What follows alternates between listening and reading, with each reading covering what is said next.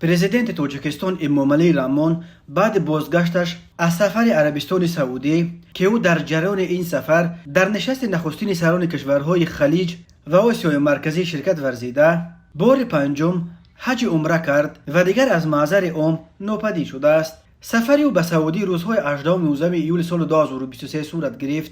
بعد آن خدمات مطبوعات پرزیدنت تنها روز 21 ایول درباره ملاقات امامعلی رحمان با سروزیر ازبکستان عبدالله اوریپوف که با سفری رسمی در دوشنبه قرار داشت و روز 24 ایول درباره رئیس جمهور ازبکستان را به مناسبت زادروز 66مش تبریک کردن پرزیدنت تاجیکستان دو اطلاعیه رسمی نشر کرده است و تمام. آخرین عکس نشر شده امامعلی رحمان نیز 21 ایول از جریان ملاقاتش با سروزیر ازبکستان است و آخرین ویدیوی او از جریان حج عمرهش در مکه. روز 28 ایول سال 2023 جلسه جنبستی ماهانه حکومت تاجیکستان برگزار شد.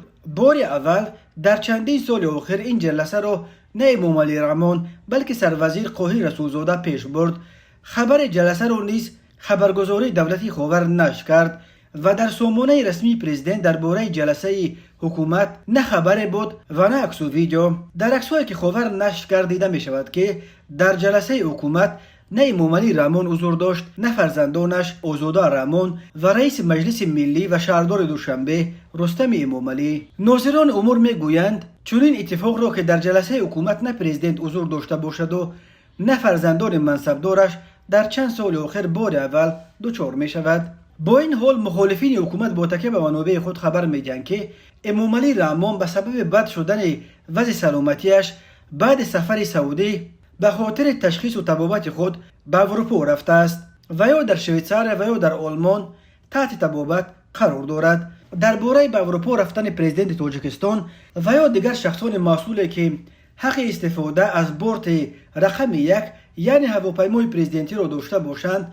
معلومات رسمی تا امروز در یگان جا نشر نشده است. European Aviation Team یک پایگاه خبرهای سوای اویاسیا که موردهای توجه برانگیز نشست و خیز هواپیماها را در فرودگاه‌های میونخن و دیگر فرودگاه‌های آلمان و اروپا پیگیری می‌کند. روز 23 ایول سال 2023 عکس لحظه در این روز در فرودگاه میونخن آلمان نشستن هواپیمای مربوط به جمهوری تاجیکستان تمغه بوینگ 787 رقم ثبتش AU001 را نشر کرد و این را یک حادثه مهم روز برای فرودگاه میونخن نامیده. گفت هواپیمای تاجیکستان به اینجا از فرودگاه تیوریخ شویتزار آمده است. بنا به اطلاع پایگاه‌های اطلاعاتی هواپیمای مربوط به جمهوری تاجیکستان رقم ثبتش AU001 رقم هواپیمایی است که قبلا به نیروهای هوایی ارتش مکزیک تعلق داشته، همچون هواپیمای پرزیدنت مکزیک استفاده میشد، ولی ماه اپریل سال جاری حکومت مکزیک آن را با نرخ 92 میلیون دلار به حکومت تاجیکستان فروخت و اکنون این هواپیما با این رقم همچون هواپیمای شرکت هواپیمای سامون ایر ثبت نام شده، همچون هواپیمای پرزیدنتی یا هواپیمای پرزیدنت جمهوری تاجیکستان خدمت میکند. در حالی که مخالفین از بد شدن احوال سلامتی امامعلی رحمان و به این دلیل همراهش به اروپا رفتن اهل خانواده‌اش از جمله آزاده رحمان و رستم امامعلی حرف میزنند، منابع نزدیک به حکومت و خانواده پرزیدنت میگویند که امامعلی رحمان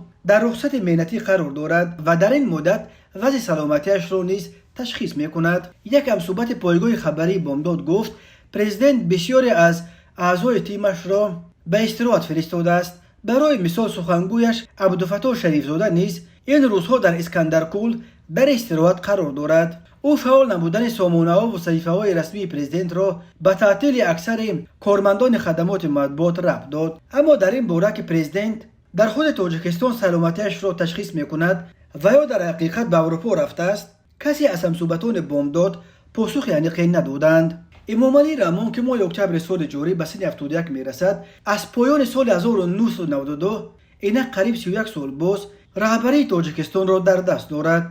در سال 2016 به امامعلی رحمان رسما عنوان پیشوای ملت، اساسگذار صلح وحدت ملی و وقتی پیشبری بدون محدودیت نامزدیش به پرزیدنتی داده شد. او بعد انتخابات پرزیدنتی سال 2020 زمان ریاست خود را دست کم تا سال 2027 تمدید کرد.